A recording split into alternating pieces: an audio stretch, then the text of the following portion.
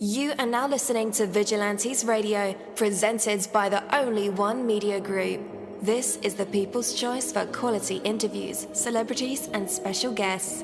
Hosted by Demetrius Dinny Reynolds. Call in to join the mix at 701-801-9813. For the complete archive of episodes, visit onlyonemediagroup.com and be sure to like us on Facebook at Vigilantes Radio. We welcome all. Enjoy the show.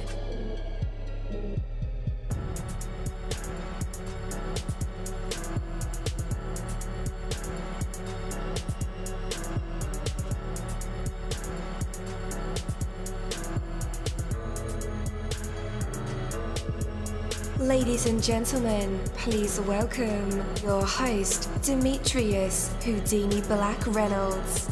Enjoy the show. Hey, what is going on, guys? Welcome to another incredible episode of Vigilantes Radio Live right here on iHeartRadio, and I am your host, Deanie. We have another special guest for you guys, so you definitely want to stick around for that. And as a matter of fact, text your buddies, family members, or even share it on social media right now and let them know that we are about to dive deep into another interview. Before I bring my guest on, I do want to say that, what's in it for others? What will your success do for others? What positive effect will the success you desire have on the world around you? When your vision of success is all about you, the road can be long and lonely and probably won't take you anywhere worth reaching. But when you expand your vision of success beyond yourself, then lots of powerful factors line up in your favor. When the success you seek bring value to others, you're likely to find plenty of support in reaching it. Instead of fighting to take something just for yourself, you're working to make a positive difference in your world. When you seek only to take for yourself, you're guaranteed to be met with stiff resistance every step of the way. On the other hand, when you sincerely seek to give and to provide real value to those around you, others will go out of their way to cheer you on and lift you up. But here's the kicker. You must really mean it. Faking it won't bring anything of lasting value.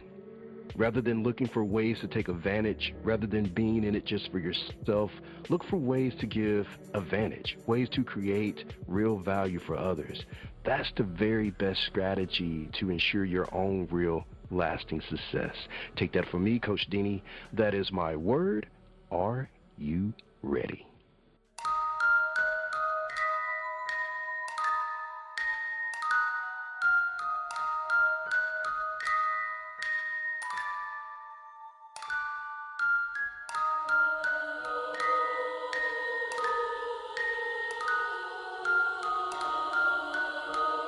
You're live in the mix. Let's get this started.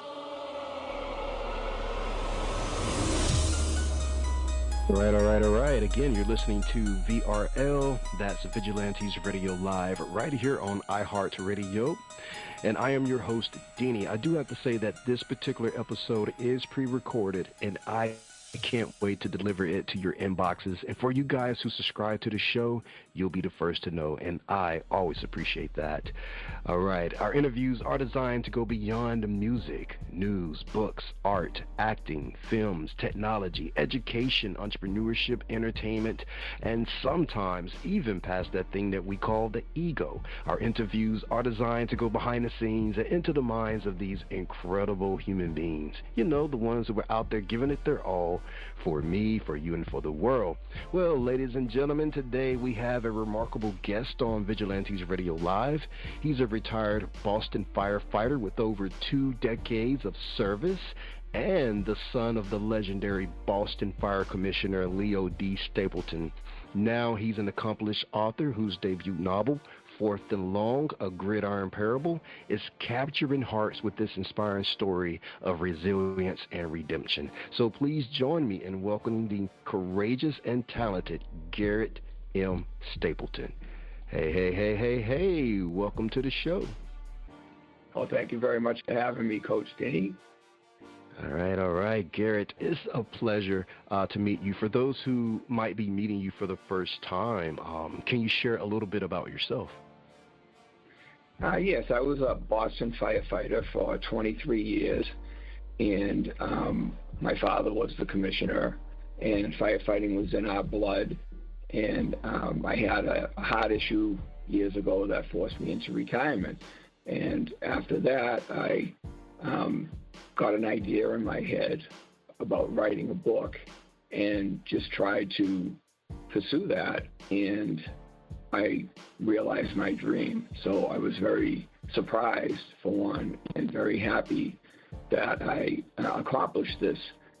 This book was inspired by a story that I saw on the national news years ago about a high school senior with autism who was on the basketball team, but he didn't play.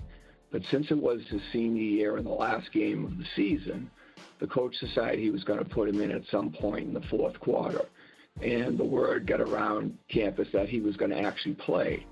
So the gymnasium was packed, and sure enough, with 4 minutes left to go, he was put into the game, and he turned into Michael Jordan.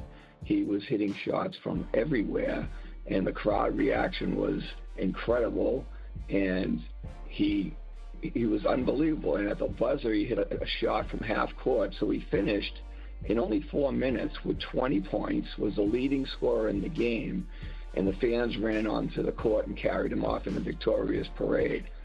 So that story's always been in the back of my mind. That's the greatest feel-good sports story I've ever heard. So I started thinking a little bit about, well, what if I created a character that had a situation to see if he could overcome all the obstacles that would be put in his way. So I started thinking about that and just sat down one day and decided I was going to try to write it. My father has written 11 books about the firefighting service, and my brother wrote a children's book a couple of decades ago. So they were proven commodities. I had no idea that this was inside of me. But I sat down and I wrote it. I bounced it off their heads, and they told me to keep going. And I finally finished it, and I'm just as surprised as anyone else, but I'm very happy that it happened. Absolutely. Wow. First, there's a lot to talk about. And just from what you told me, I mean, of course it was in you. Your father wrote 11 books himself, plus he was a commissioner. You know, you did 2 decades of service. So I think it's in you, man. When you say surprised, what do you mean by that? Well, I have never been an avid reader. I have done some reading, and usually things that I'm attracted to I will read. But I would never list myself as an avid reader. So to think about writing a book to me was really a strange idea. And, people that write books, and my perception was people that write books are really into books. They read books, they dissect them, and they try to figure out how to write them themselves. And I was none of the above. So it surprised me when the idea formed, and it really surprised me how it flowed. It was almost like it was being sent to me, and I was just the carrier that was putting it on pen to paper. And it was just very, very surprising. And of course, I sent out copies to my friends and family, and the feedback was very positive, which was obviously very happy and surprising to me as well. So the fact that I wrote a book I felt was unlikely, and that I would write a book that would be popular would be very unlikely. That was just my feeling at the time. Got you. So what is your relationship with reading now? I am not an avid reader. I mean, I've read, books by Dennis Lehane and John Grisham and similar books like that, but I'm not an avid reader. I really am not. I mean, I'll magazines, stuff like that, newspaper, stuff like that, but I am not someone that sits down normally and does a lot of reading. So I'm the same person I was before I wrote it. Got you. All right, so I do have like 3 fun questions just to break the ice a little bit. If reincarnation was real, which animal would you come back as, and why? I would probably come back as a dog, because I'd probably a golden retriever, because I like to be liked and I like to be friendly, and I like to make people feel good, and I like to be in good situations. And a golden retriever just always seems to have a smile on his face, and his tail is wagging like crazy. Absolutely. Have you ever had one? I had one when I was in my 20s, and he only lived for a short time, under a couple of years, but was a great dog. Called him Nugget, and he was fantastic, and it was just a great experience. Nice. All right, second fun question. If your life was a Netflix series, what would you title the first episode, and what would it be about?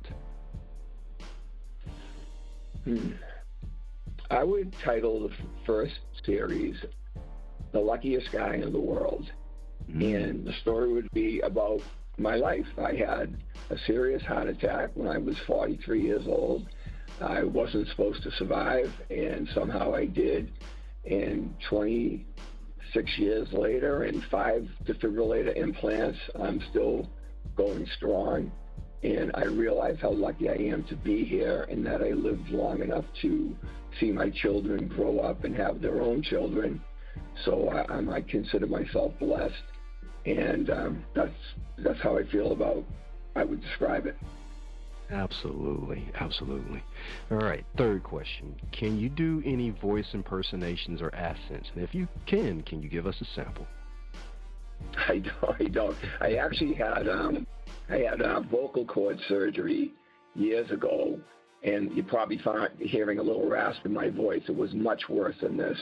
So the surgery was a semi-success, but I still don't have full volume control of my voice. So I used to think I was a pretty good singer, and now I wouldn't even sing in the shower. So that's not going to happen.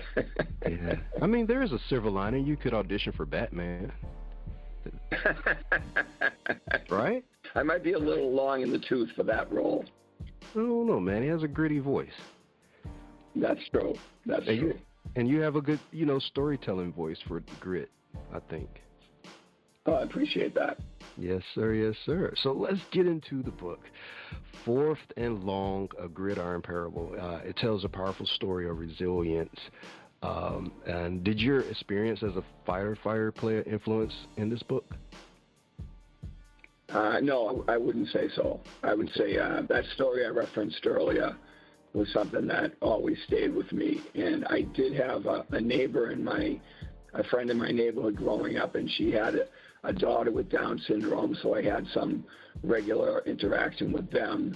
And I'm not an expert on Down syndrome, but this girl always had a smile on her face and just seemed to be happy no matter what was going on around her. And she was very highly functioning. And so that was something that came to my forefront when I started thinking about writing a book about a person with a situation. Yeah. Speaking of that, the protagonist, Matthew Gordon, is a high school freshman with Down syndrome. What was the most challenging part of writing his character? Well, I just wanted to be as fair as I could be about the story. I didn't want the story to come off as some kind of fairy tale, but I also didn't want to write a negative book. I think there's too much negativity in the world as it is. So I did want to write a book that was uplifting and maybe a feel-good story, maybe a David versus Goliath kind of story. So I wanted to keep it as real as I could. So I met with my friend who had that daughter, and she told me what happens when children are born with this illness and what happens when they're raised and what they go through. So she gave me the early developmental years of a child with Down syndrome. So then I took over the narrative once the child was old enough to go into grade school, and the book goes on from there. Yeah. Football is a central theme, or is the central theme of your book. How has your passion for the sport influenced your writing? Well, I've always been a sports junkie, and I played baseball, football, and hockey when I was a child. And I would talk sports with anybody that wants to talk about it, anything. So, and I was always a big football fan. And then, of course, after Tom Brady, I'm in Boston after Tom Brady showed up and gave us a couple of decades worth of Super Bowl championships. That's all anybody talked about around here was the Patriots. So that was the dominating sport. When I was a child, it was hockey. Everything was hockey, and we played in the park when the water froze over in the wintertime. They had a skating rink, and we just played hockey as long as we could. But football entered the picture later in life, as I said, and so that's how I settled on that topic. Yeah. How do you use football as a metaphor for, larger life lessons? Well, football's a vehicle that drives this story. Football, there's a hierarchy in football. There are stars and starters, there are backups, and there are bench warmers. So in life, you have a similar situation with people. Some people are superstars, some are regular Joes, and some are good and some are bad. But football has the same kind of a dynamic. It's a society of about 45 players, and just how they interact with each other, how they feel after a loss, how they feel after a victory, how nervous are you before the game starts, and how relieved are you after. So there was a lot of life situations around the football game that I thought would give me the best way to tap into a situation that had so many players in play. Absolutely. And Fourth and Long has been praised for inspirational storytelling. I could even see it become a screenplay one day, and maybe even a Netflix series or movie, like the story you mentioned earlier. That sounds like something right out of a movie, such a feel-good story, and you root for the underdog, and he just absolutely kills it, at the end. So how do you see, for your book, on the inspirational side of the storytelling, was this done on purpose? Well, it's funny. Like I said, I've never written a book before, and as I wrote this, the story kind of took me into different directions. I didn't sit down with a clear agenda of who, what, where, and when, but I had an idea, so I started with the idea and just kept following it along. Every day I woke up and I sat down and I wasn't staring at a blank screen. Things just came into my head. And if you told me I was going to invent and name and describe a dozen to 24 characters and where it takes place and all the information that goes along with the book, I would have been extremely doubtful. But all these things happened, and I was surprised that it happened, as I said before, but it all happened. And as I wrote the book, I just would think ahead a little bit of where I was, and it would take me into a direction, maybe something that I went to on purpose, but maybe something that I just happened to catch a glimpse of and thought, well, wait a minute, why don't we try it this way? So football was the vehicle, but the story really is a coming of age story, and how someone with a disability handles everything that's been handed to them. How did you know how to end the story? Well, that's a funny thing that you say that, because I'm working on a second book now, and the same thing is happening. The same thing is happening in the second book that happened in the first. Was the ending showed up before I was there. I was about halfway through this book, and I woke up one morning and there was the ending. And so I stopped what I was doing and I wrote the ending. And once I did that, I became very excited, because I realized that I would finish this book. I already was halfway through, and now I had an ending, so I really only had to connect the dots and guide it to the point where it was to the point where it ends. So same thing has happened in the book I've written now. I'm probably only about a quarter of the way through that book, and the ending just popped up again, and I stopped it and I wrote it, and I was happy with it. So I have the same confidence that I'll finish the second book. So shocked at writing book one and stunned at writing book two is the only way I can describe it. Yeah, Garrett, I think you are truly a professional. That's how we write screenplays. We start with the ending first and then write the story to get to that point. And you did that. Well, it wasn't a conscious decision. It just kind of unfolded that way. I really had no strategy when I started writing this book. And my brother and my father were near me at the time, and they both had, volumes of experience in this area. So whenever I wrote anything, I would give it to them, and I only wanted to know if the writing was good enough. The story can be interpreted by different people different ways. I just wanted to know, does the writing hold up? Because I didn't want to embarrass myself. And they assured me that, the writing was good, and they encouraged me. And that encouragement, I think in any endeavor like this, encouragement from a family member or a friend is critical, because it just gives you more confidence that you're going to be able to do what you're trying to do. So with that kind of positive feedback, and if they hadn't liked it or didn't think it measured up, they would have told me, but not maybe as dramatically as someone that I didn't know, or a critic or someone like that. But that was not the case. They just told me to keep going, and I did. And I read it for my whole family and extended family, and it was just a profound moment that really surprised me and delighted me. Absolutely. What tips do you have for maintaining emotional distance while still creating this deep personal story? That's a very good question.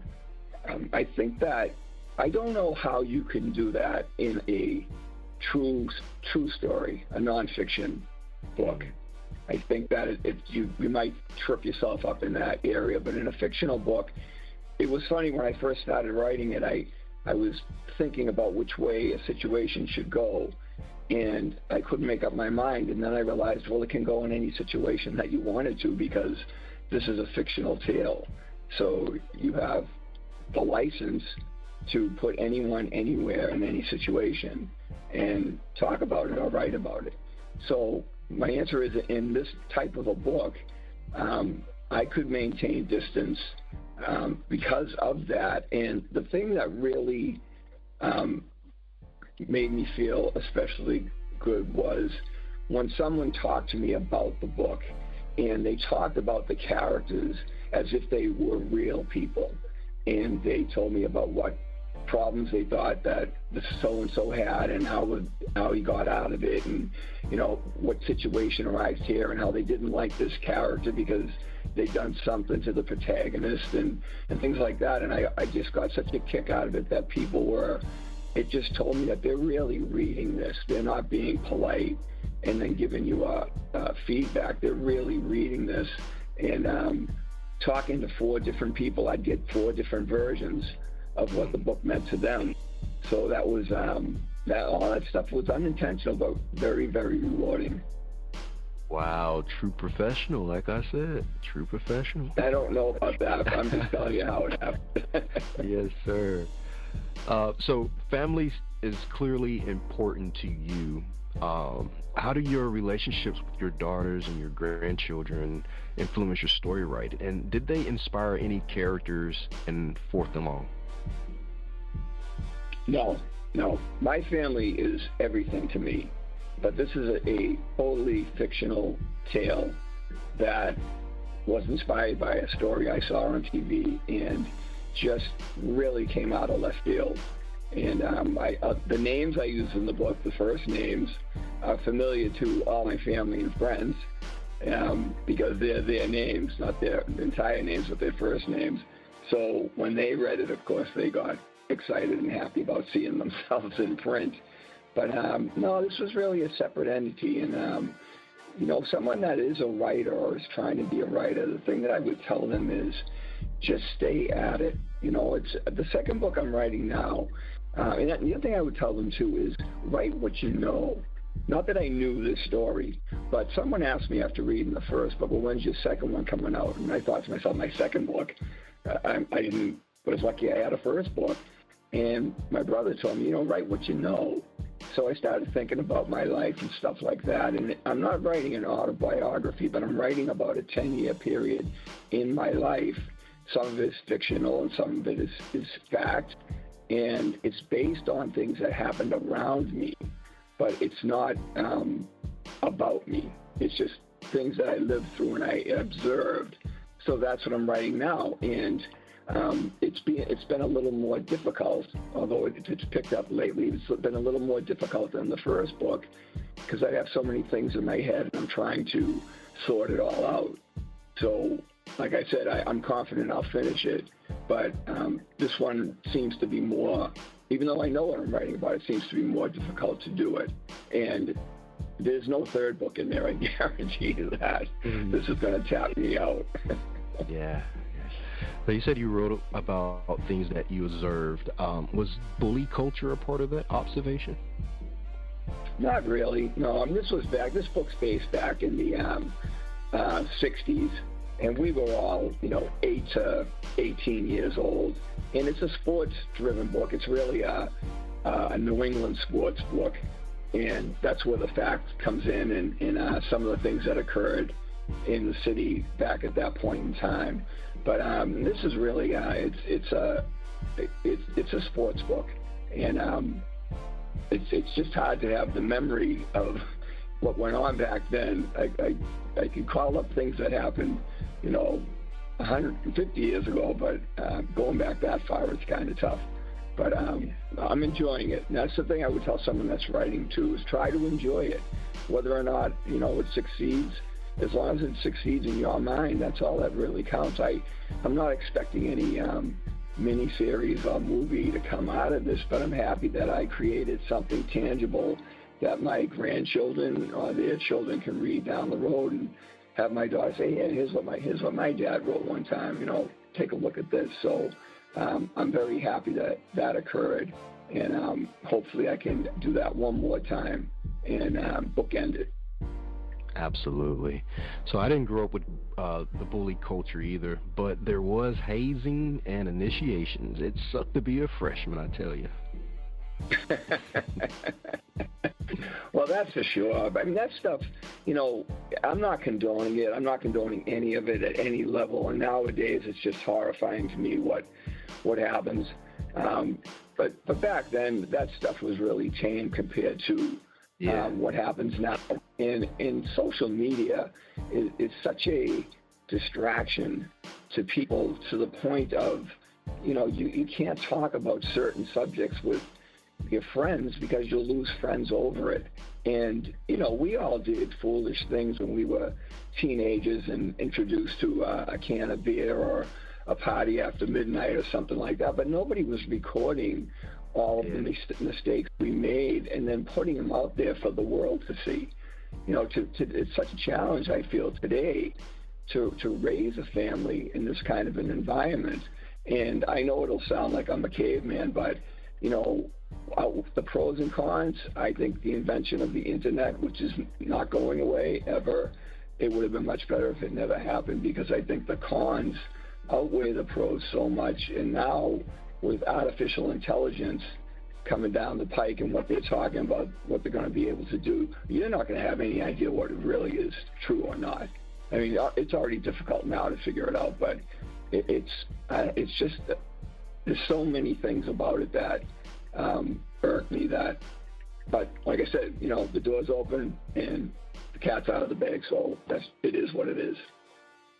Absolutely. I totally agree with you, Garrett. Just the other day, my son asked me a question, and I answered it to the best of my knowledge, and he fact-checked me on Google. I was like, what? I just take my word for it. I lived it. Exactly. That's exactly true. And when my children asked me for advice when they were children, I could give it to them because I had life experiences that I could give to them. But I can't give any advice to anyone that's a teenager or in their early 20s, not that they're looking for it. I can't fall back on anything because this is a whole new arena for me and for everyone, really. Some are more handle it more expertly than others. But to me, it's all since the year 2000. They just erased everything and started from scratch. So I can't say, well, back in the 70s we did this. It doesn't apply. So I have to, I just try to stay one step ahead of my grandchildren in terms of what they can do with an iPod and what I can do with an iPad, what I can do with one. So I try to stay in touch with them, but they're going to pass me by pretty quickly. Yes, sir. So I love the balance in the book. I don't know how you did it, but you pulled it off by, keeping enough action in there, but also enough emotion that there is depth to the story. So, man, you pulled that off perfectly. There's just the right amount of balance there.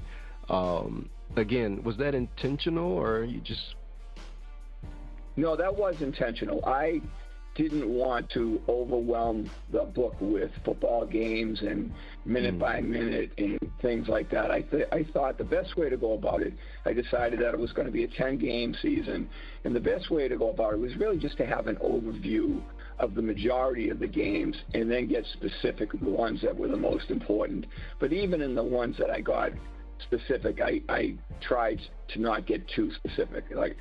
One of the best reviews I got was from an online book club. It was someone from overseas, I don't know where, but just by her review, she said she was from overseas. She had no idea what American football was, and she thought they were talking about soccer and all that, and she wrote in her review, not only had I never seen a game before, but the way this book reads, I felt like I was sitting in the stands and watching the players and reacting with them as they won or lost. So I tried to make the book user-friendly for someone that's not a football fan, and someone that is a football fan, I think, really will enjoy it, maybe a little more. But non-football fans, I've had plenty of reviews from them saying how much they enjoyed it.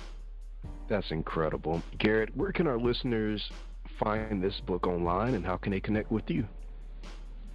They can find it at Amazon. They can find it at Kindle, and they can connect with me at my email address, which is gstapey86@comcast.net. That is gstapey86@comcast.net.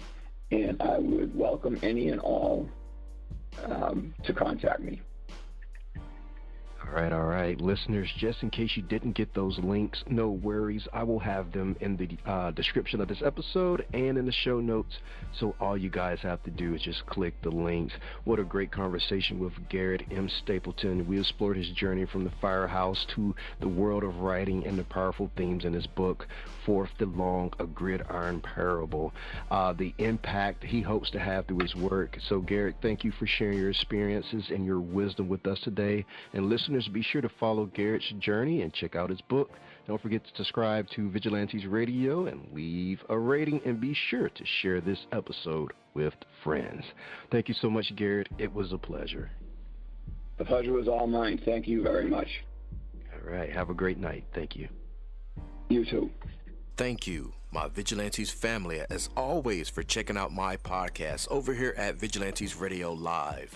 All episodes are available for free download, and you can grab it from either Spreaker.com/only1media group, Spotify, Castbox, iHeartRadio, iTunes, YouTube, the app Podcast Addict, or over at our website, which again is only1mediagroup.com, and that goes for every single show that we've ever aired. If you like to request some music or send something for me to play, email it to vradio@only1mediagroup.com. That is V as in Victor. And here's my disclaimer: we are genre free, we do not judge, and we absolutely do not base our opinions on hearsay but facts alone. And actually, scratch all of that, because all of my opinions are always right. That's the bottom line. This is my show, so deal with it. Just kidding. On behalf of myself, Denny, I appreciate all you guys for tuning in, either afterwards or live with us. Spread the word, because sharing is caring. We stepped up our game just for you guys and our guests to make sure that you have the best experience here on our show. Be sure to connect with me on Facebook, Twitter, Instagram, Tumblr, Snapchat, TikTok, at all social media sites, as well as Spreaker, YouTube. We always follow back. Okay, well, just remember to put yourself into everything that you do and never stop investing in yourself. Peace, love, grilled cheese, and talk with you later.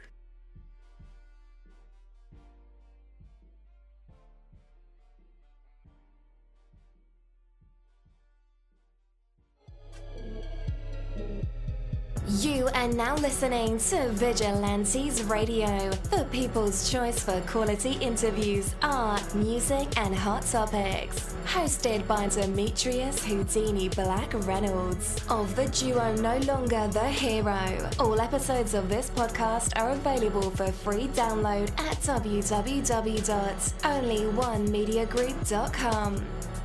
This is a Seventh Sign Regime Rebirth Worldwide Syndicate exclusive.